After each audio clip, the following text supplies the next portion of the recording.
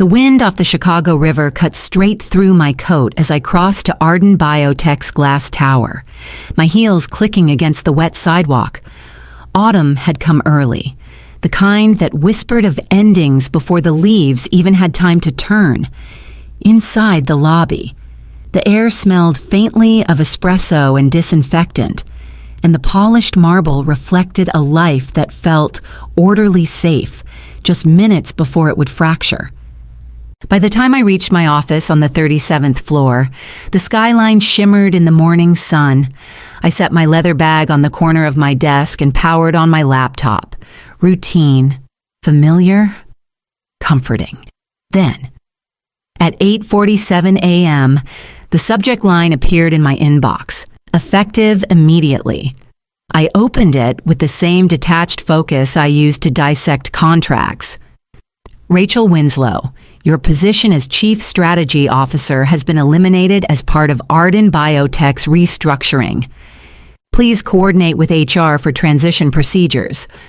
No meeting, no phone call, just a cold digital dismissal. I leaned back, letting the words settle. A quiet hum filled the executive floor phones, ringing. Printers whirring.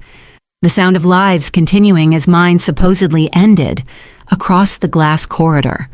Through the transparent walls Damian Cole had insisted on to foster accountability.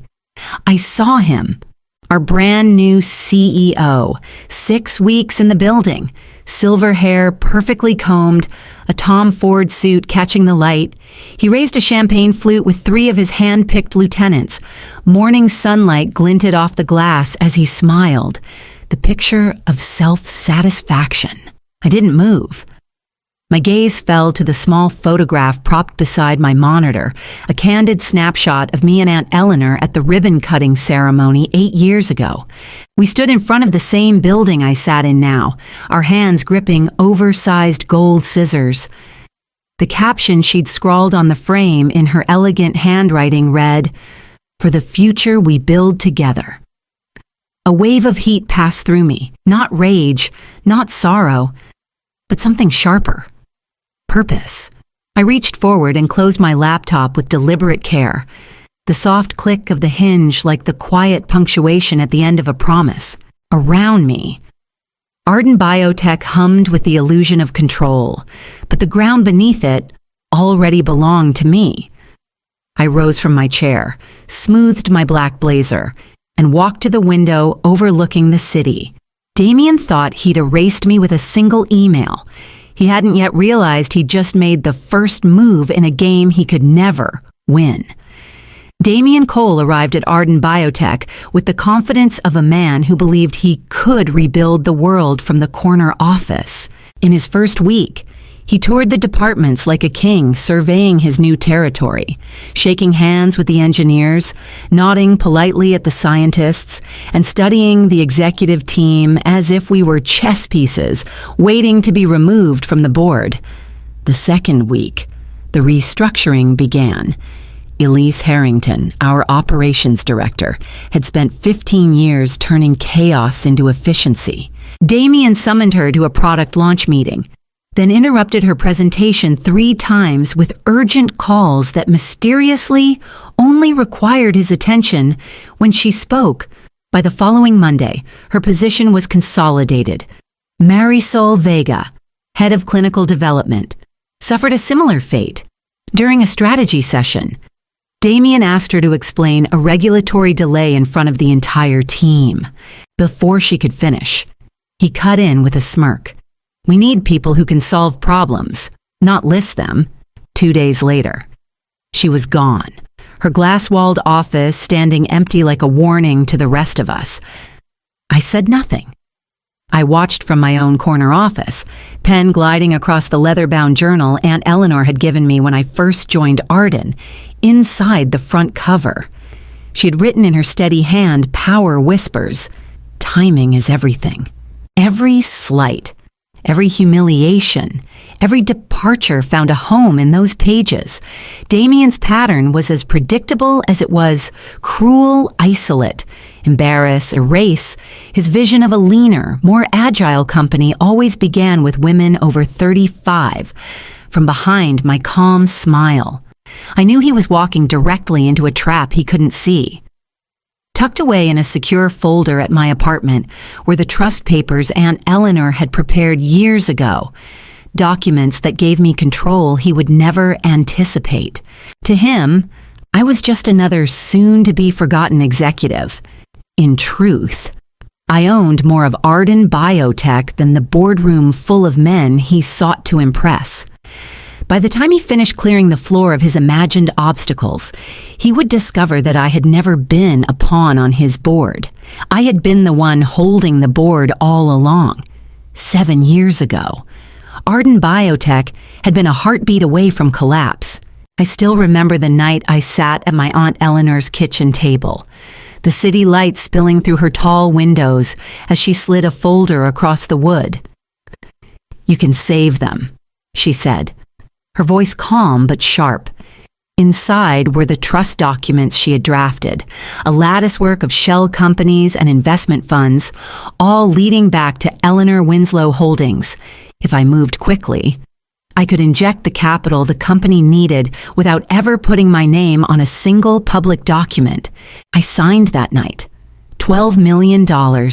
Everything my aunt and I had carefully nurtured through years of quiet investing flowed into Arden Biotech. We kept the ownership buried, invisible to anyone who wasn't looking in the right place. My colleagues saw me as a dedicated strategist. The market saw a miracle recovery. Nobody saw the strings I held in the shadows. Now, in the quiet of my office, I opened the secure folder on my laptop and stared at the scanned trust papers. 53%. The number glowed on the screen like a private beacon. Damien could fire me from my title, but he couldn't touch what he didn't know existed. I dialed Nadine Porter, my lawyer, and leaned back in my chair.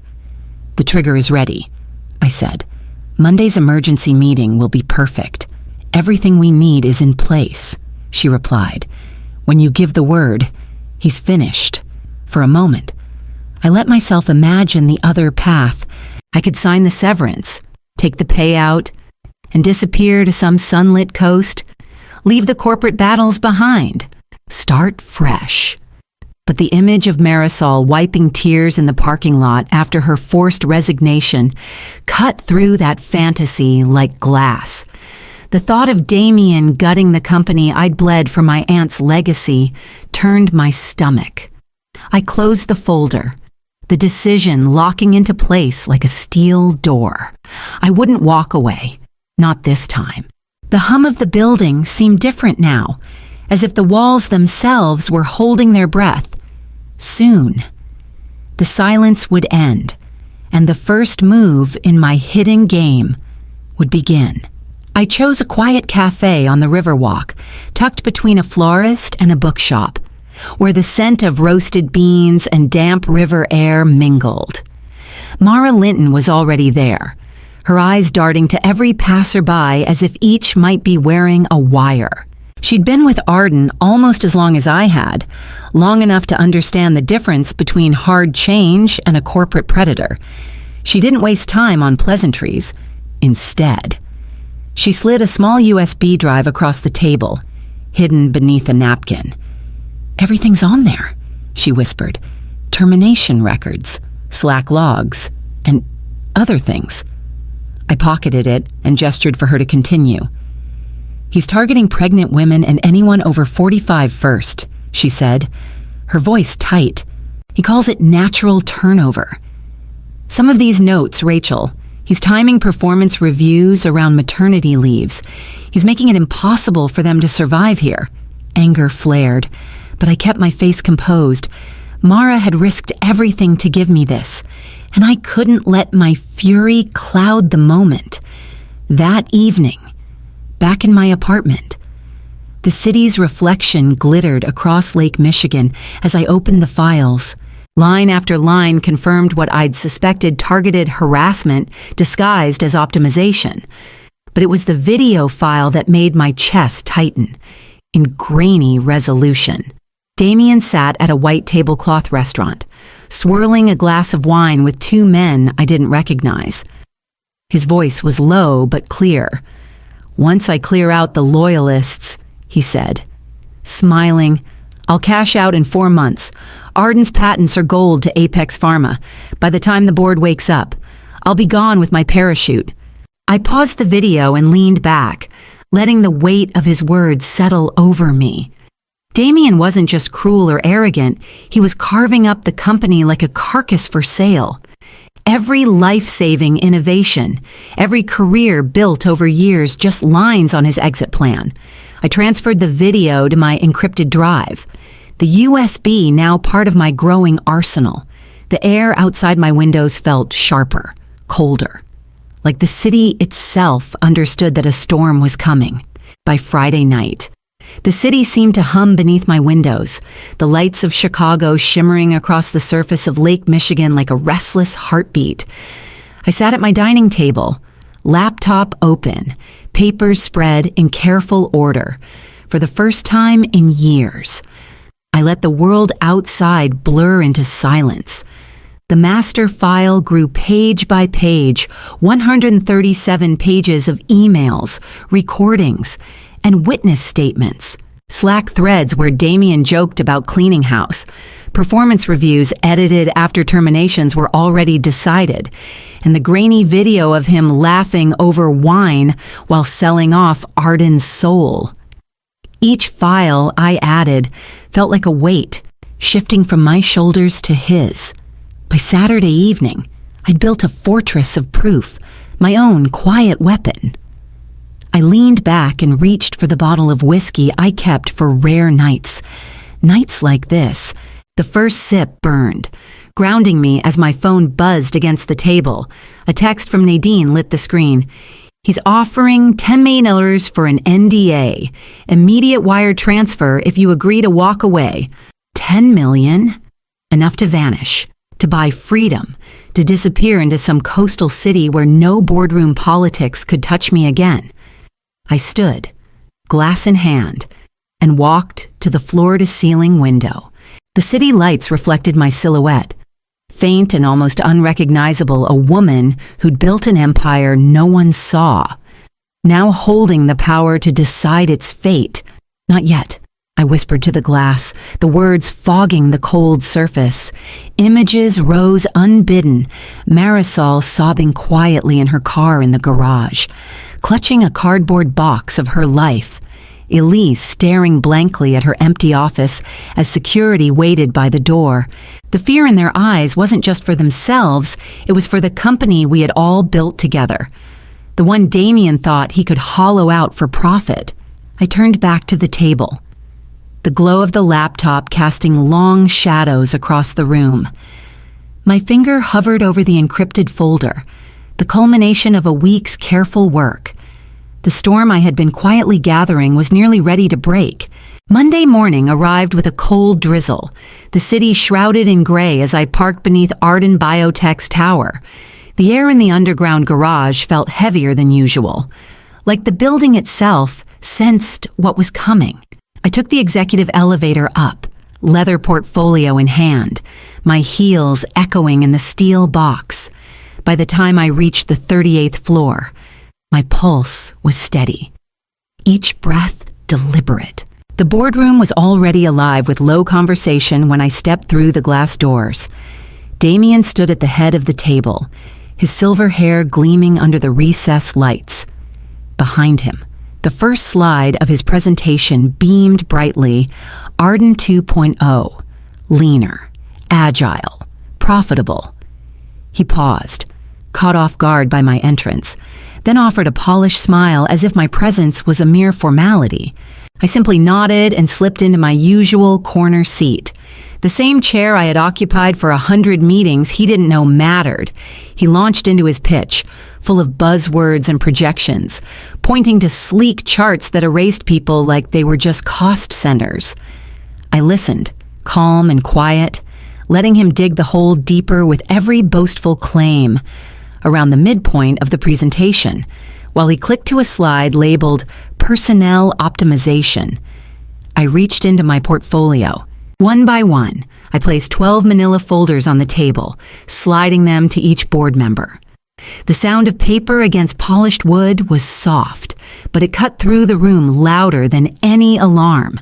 At first, the rustle of pages was the only response. Then came the murmur short, sharp whispers as the board members flipped through emails, Slack screenshots, and the still image from the incriminating video across the table. Damien's smile faltered, a twitch breaking through his practiced charm. He straightened, his voice tightening as he stammered through the next line of his presentation. But no one was listening anymore. The whispers grew into low voices of disbelief, and the first board member set his folder down with a hard, deliberate thud. I sat back, hands folded, watching the shift in the air as Damien realized the boardroom he thought he commanded no longer belonged to him. Damien's voice wavered as the room closed in around him. Lies, bitter ex-employee tactics, he muttered, but his words held no weight. His polished tone cracked as the board members leaned over their folders, eyes scanning Slack messages that detailed his plans with chilling clarity. Patricia Huang, the board's longest-serving member, tapped the edge of a printed email with a manicured nail. Target the pregnancy announcement, perfect timing for performance concerns. She read aloud. Her gaze snapped to Damien. Do you deny writing this? He opened his mouth, but no sound came. Then the board's AV tech pressed a button, and the restaurant recording filled the room. Damien's voice floated out, smooth but poisonous. Once I clear out the loyalists, I'll cash out in 4 months. Arden's patents are gold to Apex Pharma. A heavy silence followed, broken only by the faint hum of the projector. Damien's face had drained to an ashen gray, his composure unraveling under the weight of his own words. I rose slowly from my chair, the leather cool under my palm as I steadied myself. Before we go further, I said, my voice calm but cutting through the tension like glass. I should clarify something. I am not just a former employee. I am the majority shareholder of Arden Biotech. Gasps rippled through the boardroom. Damien swayed slightly, his eyes wide, his lips parting in disbelief. No, that's impossible. I slid a single document across the polished table toward William Foster, the board chair. 53% ownership through Eleanor Winslow Holdings, verified and binding. And since I never signed the severance agreement, I am still Chief Strategy Officer. I let the words sink in, measured and precise, under the company's bylaws. That makes me legally positioned to assume interim authority pending board review in the event of CEO misconduct. The room tilted in my favor, the shift palpable. Board members turned from Damien to me, weighing the balance of power they had just witnessed flip in a single sentence. Damien gripped the edge of the table, knuckles white, as I waited for the board to take the next inevitable step. The boardroom erupted in a flurry of overlapping voices. William Foster, the chairman, rapped his knuckles against the table until the noise subsided. We'll proceed to a vote of no confidence, he said, his voice heavy with finality. One by one, hands rose around the table. Not a single abstention, unanimous. Damien stared in disbelief, his chest rising and falling in shallow bursts. You think this changes anything, he hissed, voice frayed at the edges. I'll have lawyers on this before I'm out the door. You don't understand who you're dealing with. 2 security officers stepped quietly into the room. I watched as Damien jerked his arm away from one and snatched up his laptop, his jaw tight, his rage barely contained. He let out a bitter laugh as he stepped backward toward the door. You haven't won. Companies like this need men like me. You'll see. I didn't flinch when the door closed behind him. The sudden quiet felt like the exhale of a building that had been holding its breath for weeks. I reached into my portfolio and slid a second set of documents across the polished wood, a cease and desist order and evidence of breach of fiduciary duty. Each page, meticulously prepared, filed this morning. I said evenly, he cannot contact any current employee, access company systems, or interfere with operations. Discovery will handle the rest if he tries to challenge termination. The board members stared at the papers, some nodding in quiet respect, others blinking at the depth of the preparation. A few of them, I could tell, admired the precision. A few feared it. I didn't need them to like me. I needed them to protect the company we had nearly lost. William Foster leaned back, his eyes settling on me with a mix of weariness and awe. Rachel, you've been 10 steps ahead this entire time. I gathered the remaining documents, the weight of them symbolic and real. We needed to survive him. I said, now we need to heal what he broke, beyond the glass walls. I could see employees beginning to gather in the lobby below, word already spreading through the building. The elevator doors slid open to a wall of tense silence. The lobby of Arden Biotech, usually humming with the Monday shuffle of employees and soft footsteps across polished stone, had transformed into a gathering place of whispered questions and wary stares. Faces I'd known for years, engineers, lab technicians, accountants turned toward me as if the air itself had shifted. I walked to the center of the marble floor, letting my heels echo in the stillness. Thank you all for coming down, I began, my voice carrying easily through the open space. As of this morning, Damian Cole is no longer with Arden Biotech. He's been removed by unanimous board decision. A ripple of gasps moved through the crowd, followed by an uncertain murmur. Effective immediately, I continued, all terminations from the past 6 weeks are under review. If you were forced out, pressured to resign, or treated unjustly, we are inviting you back. No one should lose their livelihood because they were seen as inconvenient. Heads turned. Whispers grew louder, and I could see the tension shifting towards something else, something like hope. And one more thing, I said, letting my words land carefully. The patent sell-off is canceled. Arden Biotech is not for sale. This company exists to innovate and save lives, not to be gutted for profit. That will not change under my watch. The applause that rose started small, a few claps echoing off the stone walls, before swelling into a roar that vibrated through the floor. For a moment, I let it wash over me, but I raised my hand, bringing the noise down. We still have work to do. I said softly, trust has been broken, and it will take time to rebuild. But we will rebuild together. As the crowd began to disperse, a young intern paused near me. Her voice barely rose above a whisper. I thought you were powerless, she said, eyes wide. I was wrong. I smiled at her, feeling the weight of the past weeks lift. If only slightly. Upstairs, the boardroom still waited, and a new chapter for Arden Biotech was only beginning. The sun had slipped below the skyline, leaving Chicago painted in soft streaks of orange and purple as I stepped into the rooftop garden of Arden Biotech.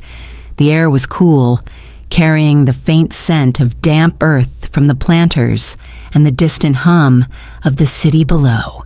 For the first time in weeks, the weight on my shoulders eased enough to let me simply breathe.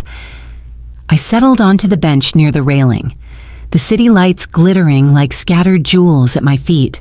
From here, the glass tower felt like my Aunt Eleanor's dream finally restored a place for innovation, not exploitation.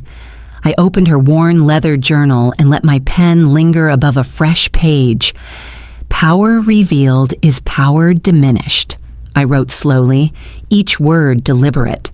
But power used to protect. lasts forever. I paused, letting the ink dry as memories of the day cascaded through me. Damien's stunned expression, the board's unanimous vote, the applause echoing through the lobby. None of it felt like triumph in the way I had imagined when the first email landed in my inbox. It felt quieter, stronger. My phone buzzed against the wooden slats of the bench. I glanced down to see an unfamiliar number and a short message. "This is MedTech Solutions, thank you. Your evidence triggered a federal inquiry. He won't be hurting anyone else." I stared at the words for a moment, feeling the kind of relief that doesn't come with cheers or headlines. Damien's fall wasn't just mine to witness. It meant the ripple of his harm had finally met a wall. A soft smile found my lips as I closed the journal. The garden was silent except for the distant city traffic, and in that stillness, I understood the truth of what I'd done. This had never been about revenge. It was about ensuring the future my aunt envisioned couldn't be stolen again. I rose, looking once more over the glittering city, my reflection faint in the glass behind me. I didn't just win a boardroom battle, I built a fortress where no one like him will ever get in again.